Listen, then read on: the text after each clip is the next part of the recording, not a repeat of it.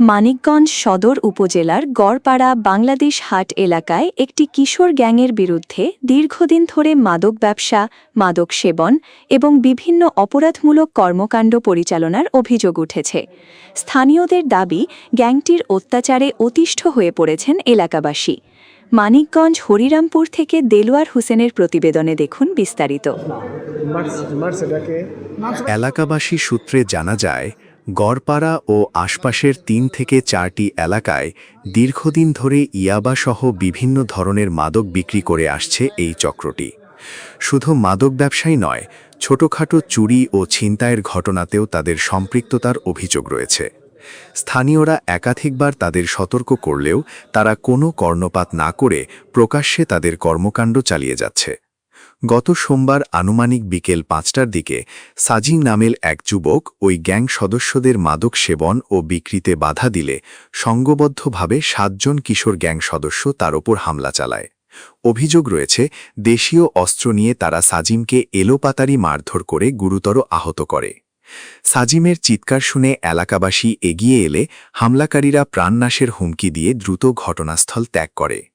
পরে আহত অবস্থায় তাকে মানিকগঞ্জ মেডিকেল কলেজ হাসপাতালে ভর্তি করা হয়। এ ঘটনায় মঙ্গলবার সকালে শিউলি বাদী হয়ে মানিকগঞ্জ সদর থানায় একটি লিখিত অভিযোগ দায়ের করেছেন।